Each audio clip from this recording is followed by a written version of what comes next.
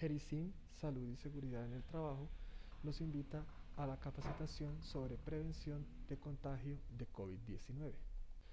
Los objetivos de la capacitación son interiorizar la importancia de la aplicación correcta de las medidas para la prevención del contagio de COVID-19 y para eso vamos a conocer generalidades del virus, establecer las estrategias de mitigación y contención, reforzar conocimientos como lavado de manos y uso de elementos de protección personal y finalmente introducir conocimientos sobre inmunización en COVID-19.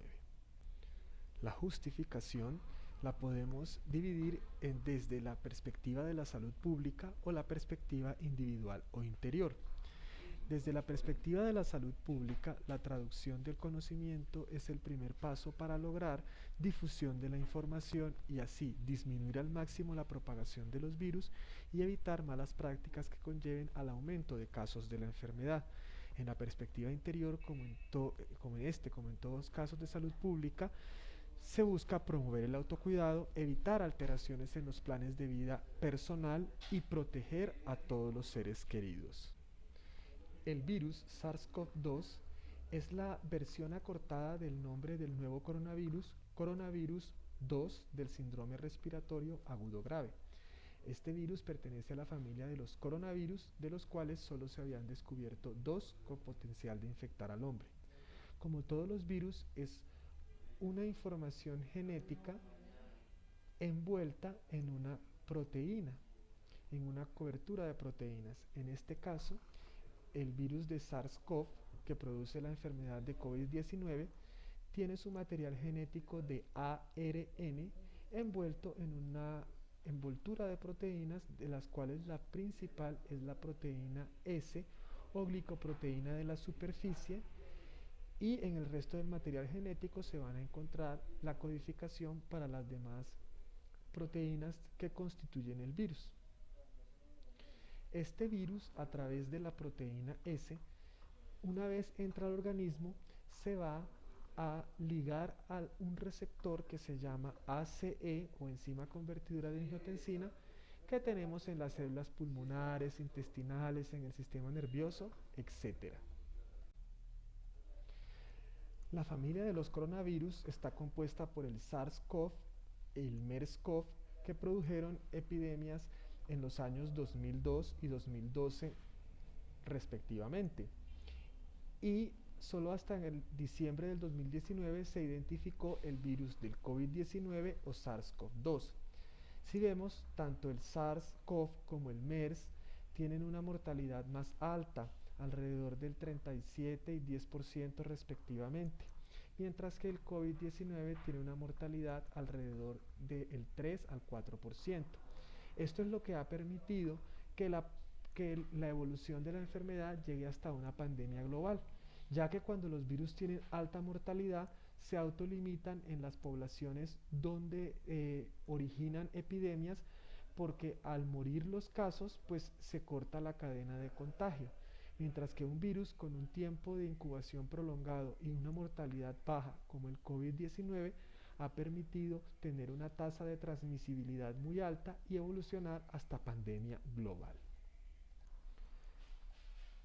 Los primeros casos de COVID-19 se encontraron alrededor del 30 de diciembre del 2019, más o menos hacia el 7 de enero del 2020 se logró aislar y confirmar que se trataba de un nuevo coronavirus. El 11 de enero hubo el primer caso fatal reportado. Ya para el 13 de enero había un caso reportado fuera de la China, en Tailandia, y la pandemia llegó a Colombia alrededor del 6 de marzo del 2020 y más o menos al 15 de marzo del 2020 ya había 157 países y los 5 continentes afectados, es decir que en un periodo inferior a los 3 meses ya había habido una evolución a pandemia global. La principal vía de transmisión del virus es respiratoria a través de la inhalación de gotas o aerosoles que contienen el virus. También se ha encontrado la presencia del virus en heces, pero en muy poca cantidad, y la capacidad de transmisión es incierta. La mayoría de las personas van a tener un cuadro asintomático, pero pueden transmitir la enfermedad porque el periodo de incubación está entre los 4 y los 7 días, pero puede llegar hasta los 12 días de haber tenido contacto con el virus. 15% de las personas van a hacer un cuadro leve a moderado, solo 5% de las personas hacen un cuadro severo, de los cuales 3% van a evolucionar a falla multisistémica, sepsis, daño cardiovascular y pueden fallecer. Al tener contacto con gotas o aerosoles que contengan partículas del virus o haber tenido contacto con superficies contaminadas a través de las manos que contengan estas gotas o partículas del virus y llevárnoslos a la cara, ponemos en contacto el virus con la puerta de entrada a nuestra vía aérea, que es nariz, boca, mucosa ocular, y al ingresar el virus al cuerpo a través de la proteína S, que en esta lámina la vemos ilustrada como esta espina de color morado, a través de ella, al unirse al receptor, que lo vemos acá pequeño en el esquema de la célula, hacen como un anclaje que le permite al virus ingresar dentro de la célula.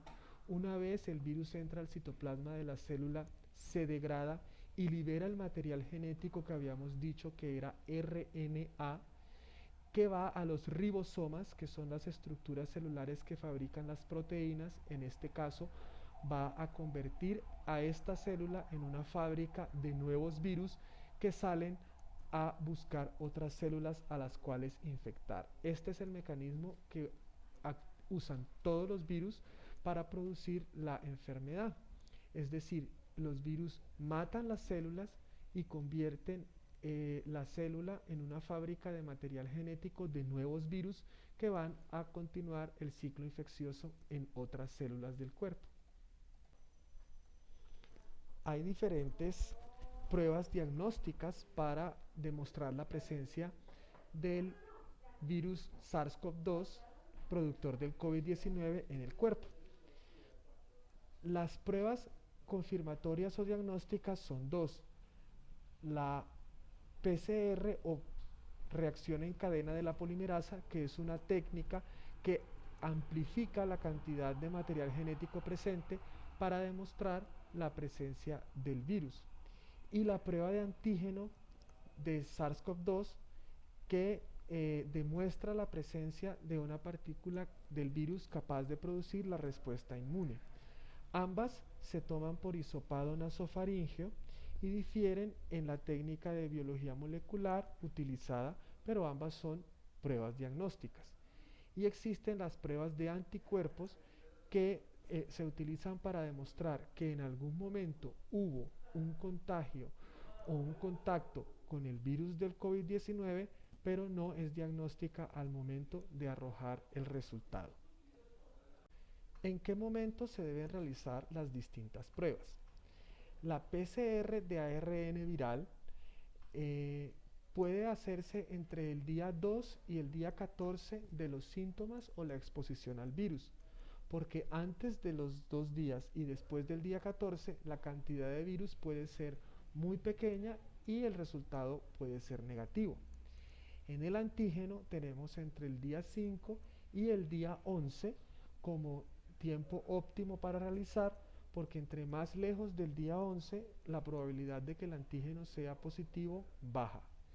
Y el anticuerpo, como no es una prueba diagnóstica, sino sirve para demostrar que en el pasado hubo contacto al virus, idealmente se debe realizar después del día 14, ya que en ese momento se espera que la persona esté recuperada y haya desarrollado ya los anticuerpos protectores, que son los tipo IgG. Acá vemos entonces el día 0 como el ingreso del virus al cuerpo.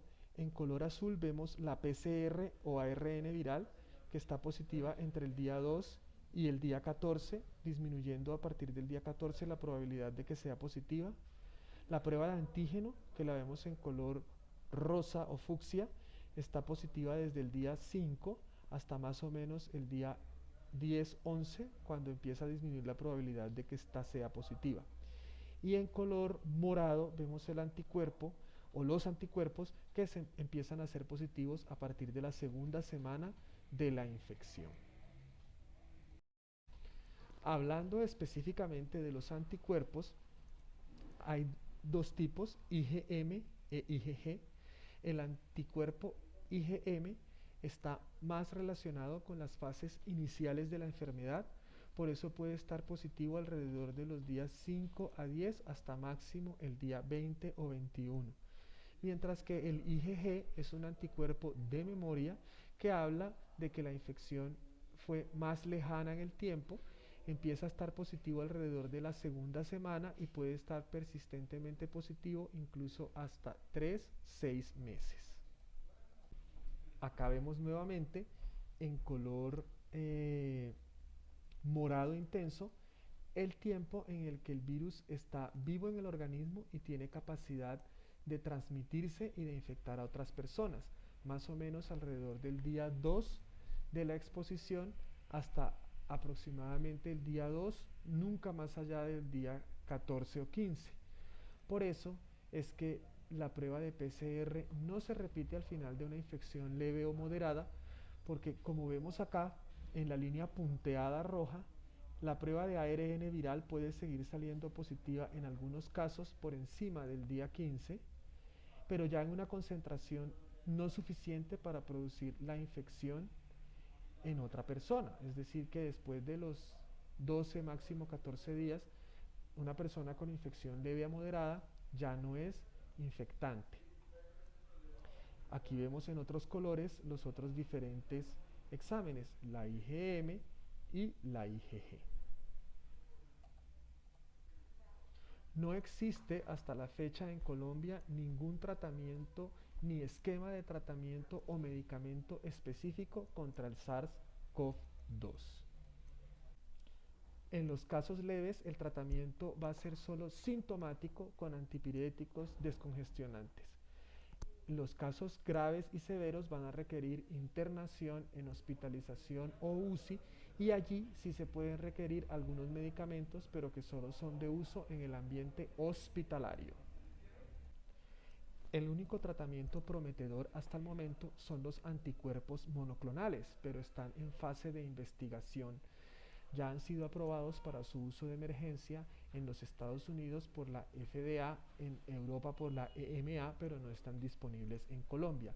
Son anticuerpos extraídos de las personas recuperadas de COVID y la indicación son pacientes con infección leve o moderada que tengan factores de riesgo para hospitalización como la diabetes, la insuficiencia renal y que el diagnóstico sea reciente. El principal de ellos es el Sotrovimab, pero también hay otras moléculas en experimentación. Las medidas de prevención durante una pandemia se dividen en medidas de contención y medidas de mitigación. Las medidas de contención son todas aquellas que se toman antes de que llegue la pandemia a un territorio y se mantienen después en la fase de mitigación.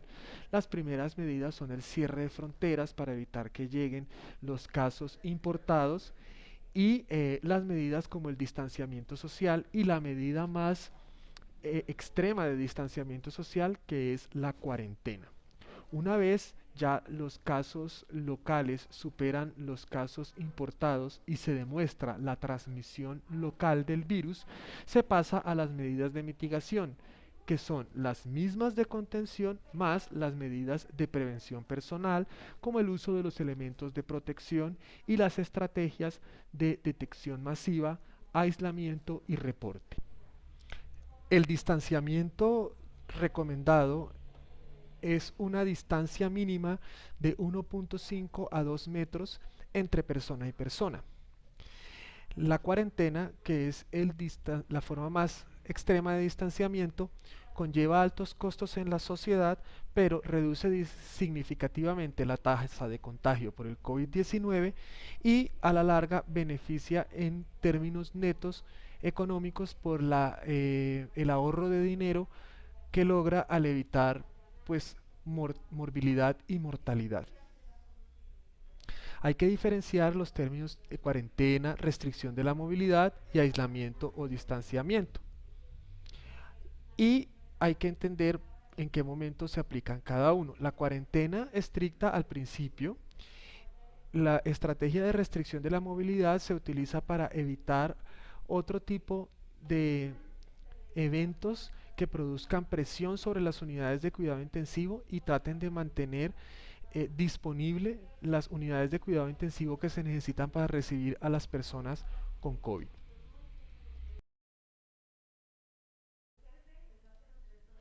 La segunda medida de prevención es el lavado de manos, que es la medida de salud pública más costo efectiva, no solo para la prevención del COVID-19, sino para prevenir otros eventos de salud pública como la transmisión de bacterias multiresistentes. ¿Por qué es importante el lavado de manos? Porque una persona se lleva la mano a la cara inconscientemente por lo menos 20 veces por hora. El lavado de manos frecuente se asocia con menor riesgo de adquirir la infección, con un intervalo de confianza entre 0.13 y 0.87%. El uso de guantes no va a reemplazar el lavado de manos. ¿Y por qué insistimos en el lavado y no en la higienización con otro tipo de productos? Porque para el lavado de manos usted solo necesita agua y jabón y no necesita adquirir ningún otro producto. Una alternativa es el uso de alcohol glicerinado, pero eso requiere adquirir el producto del alcohol glicerinado. Se puede hacer alterno al lavado de manos, pero hay que insistir que el lavado de manos debe ser por lo menos cada 2 horas. El protocolo institucional de Gerisim de lavado de manos incluye las siguientes fases: humedecer la mano y aplicar la suficiente cantidad de producto, jabón o alcohol glicerinado, lavar palma con palma, palma con dorso, palma con los espacios interdigitales entrecruzados, frotar los nudillos, lavar las muñecas, abrazar el dedo gordo con la otra mano, enjuagar y secarlas con una toalla de un solo uso. La siguiente medida de elemento de protección personal es el uso de la mascarilla facial. Hay que recordar que para que sea efectivo, el uso de los elementos de protección personal y los métodos de prevención debe hacerse en conjunto. Es decir, la mascarilla no sirve sola sin el lavado de manos, el lavado de manos no sirve solo sin el distanciamiento y viceversa. Es decir, que es uso de mascarilla más higiene de manos más el distanciamiento social. La mascarilla debe ser idealmente mascarilla quirúrgica de 3 capas, termosellada. Se prefiere frente a las mascarillas de tela porque estas son menos eficientes y además hay que estarlas lavando al ser reutilizables. La mascarilla facial es desechable y ya se pueden conseguir a un costo adecuado. Para usar, el uso de la mascarilla debe ser permanente. Cuando una persona se coloca y se quita la mascarilla frecuentemente, está llevándose las manos a la cara muy frecuentemente y esto asocia con un riesgo igual a no utilizarla. Por eso es la medida indispensable para la población general el uso de la mascarilla quirúrgica de forma permanente. La mascarilla N95 se reserva para personal de la salud y para actividades que produzcan aerosol. El uso del visor o monogafas se recomienda solo en actividades con exposición a aerosol y en situaciones donde se prestan servicios en posición de verticalidad.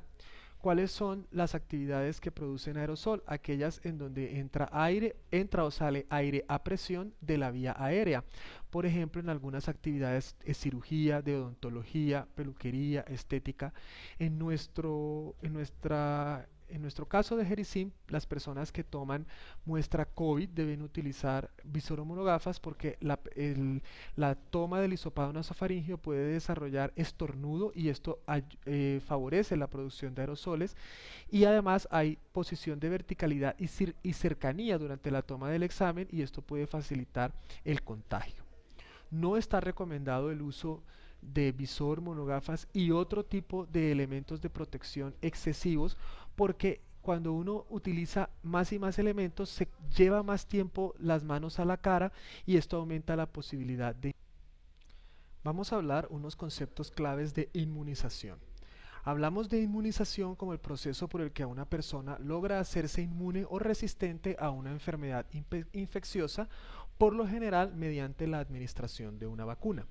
Es diferente al concepto de vacunación porque la vacunación es la aplicación del componente que busca producir la inmunización. Una vacuna puede ser administrada por vía oral, tomada, o puede ser administrada por vía parenteral, que puede ser subcutánea, intradérmica, intramuscular y pues esto se logra a través de inyecciones que inoculan el componente que busca producir la inmunización. Contra el SARS-CoV-2 hay varios tipos de vacunas, pero en Colombia hasta el momento solo hay 3 aprobadas: la vacuna de Pfizer, la vacuna de Sinovac, que se llama Coronavac, y la vacuna de AstraZeneca. Acá en la ilustración vemos por qué se llaman vacunas, porque el primer componente con el que se buscó inmunizar a las personas se aisló o se extrajo de las lesiones de la viruela en las vacas. Como el virus se llamaba el virus de la viruela vacuna, pues quedó la palabra vacuna, que se utiliza hasta hoy en día como una referencia histórica, pero realmente el término actual correcto sería el de inmunobiológico. Aquí vemos al desarrollador de la técnica de las vacunas, que se llama Edward Jenner, que extrajo el material de la viruela vacuna y lo inoculó en las personas, en este caso en un niño, para producir una forma leve de la enfermedad y de esta manera generar inmunidad contra el virus de la viruela humana. El virus de la viruela logró erradicarse alrededor de 1977, es decir que duró aproximadamente 200 años en lograrse la eliminación y erradicación de esta enfermedad. Dependiendo de la tecnología con la que se desarrolló la vacuna, se dividen las vacunas contra el COVID-19. Hay vacunas de virus completo e inactivado, o sea, son vacunas que se hacen con el virus que vimos en las primeras diapositivas, pero inactivado bioquímicamente para que no pueda producir la enfermedad, pero sí genere la inmunización. Vacunas de vector viral, donde se introduce el material genético del virus envuelto en otro tipo de virus, en el caso de la vacuna de AstraZeneca, en adenovirus de chimpancé. Y en vacunas como la Sputnik V, que es del Instituto Gamaleya, una vacuna rusa, con adenovirus humano. Y las vacunas más innovadoras son las vacunas de RNA mensajero, porque utilizan solo el material genético que vimos del virus, que era esa espiral envuelto en lípidos, para inocular ese material genético y producir la inmunidad. Hay algunas vacunas no contra el COVID, sino con otras enfermedades, que son de virus vivos atenuados, y esas vacunas no las pueden recibir las personas que tienen problemas de defensas bajas o inmunosupresión, pero ninguna de las vacunas actuales contra el COVID usa este tipo de tecnología, por lo cual ninguna está contraindicada en las personas inmunosuprimidas. Acá vemos esquemáticamente cómo funciona la vacuna de Pfizer. Recuerde que es una vacuna de RNA que codifica la proteína S. No se utiliza todo el contenido del RNA del virus, sino solamente la porción que aquí vemos en roja, la porción del ARN que codifica la proteína S, envuelta en una cobertura de nanolípidos. Esto es lo que hace que la vacuna de Pfizer sea tan inestable a temperaturas cercanas al ambiente, y por eso debe estar en ultracongelación, ni siquiera en congelación convencional, sino en ultracongelación a menos 70, menos 20 grados centígrados, y mantenerse así hasta cuando va a ser dispensada a los sitios de vacunación, donde puede estar hasta 5 días a temperatura de congelación normal. Una vez es inoculada esta partícula, entra a la célula. Aquí vemos en forma cuadrada una célula esquematizada por endocitosis. la cobertura se degrada y libera el RNA mensajero que codifica para proteína S. Como es RNA mensajero, no me tiene que entrar a núcleo, sino que él directamente entra en contacto con ribosomas, lo mismo que hace el virus, para inducir esos ribosomas a que sinteticen la proteína S, que la vemos acá en forma de estas espigas amarillas, que son las que van a actuar a producir la respuesta antigénica en el cuerpo sin haber tenido contacto con el virus, ni siquiera con el virus completo. Tiene una eficacia alrededor del 90% después de la segunda dosis. 14 días después de la segunda dosis es que se puede considerar inmunizada la persona. Ahí vemos la diferencia. Usted puede estar vacunado, pero solo hasta los 14 días de la segunda dosis puede considerarse inmunizado. El esquema para las personas que no han tenido COVID es la primera dosis en el día 1 el día 1 y la segunda dosis entre el día 21 y 42. Las personas que han tenido COVID deben esperarse 3 meses para recibir la primera dosis. La vacuna de AstraZeneca, en cambio, también utiliza el material genético que codifica la proteína S y un gen que es el gen del factor activador del plasminógeno envuelto en un adenovirus de chimpancé. Este adenovirus es el que se va a unir a la célula humana, por endocitosis va a entregar el material genético, pero como este es ADN y no RNA, entonces va a entrar a núcleo. En el núcleo se convierte en RNA y de ahí pasa a los ribosomas para generar también la síntesis de la proteína S, que es la que actúa como antígeno. Esta tiene una eficacia alrededor del 81% y es más eficaz en cuanto más separadas estén las dosis. Por eso el esquema es el día 1 y la segunda dosis entre el día 28 a 84, es decir, entre 4 a 12 semanas después de la primera dosis. Y cuando la persona ha tenido COVID, igualmente debe esperarse 3 meses para colocarse la primera dosis. La vacuna de Sinovac es una vacuna de virus completo. Utiliza todo el virus inactivado a través de un componente químico que se llama el beta-propiolactone, que inactiva el virus, lo deja incapaz de producir la enfermedad, pero sí produce la inmunidad y actúa igual que el virus que vimos inicialmente. Entra a la célula, se degrada, entrega el RNA a ribosomas y produce sí ya no solamente síntesis de la proteína S, sino síntesis de virus inactivados y de esa manera produce la inmunización. El esquema es la primera dosis el día 1 y la segunda dosis entre los días 28 a 56, o sea de 4 a 8 semanas. E igualmente después del COVID hay que esperar los 3 meses. Ninguna de las vacunas que vimos produce una eficacia del 100%, están alrededor del 85 a 95%, lo cual deja un 10% de probabilidades de que las personas adquieran la enfermedad durante el proceso de inmunización, entre la primera y la segunda dosis e incluso después de la segunda dosis. Pero se ha demostrado que el 100% o casi el 100% de las personas que adquieran la enfermedad después de estar inmunizados, ojo, después de estar inmunizados, o sea, después de los 14 días de la segunda dosis, van a tener enfermedad leve.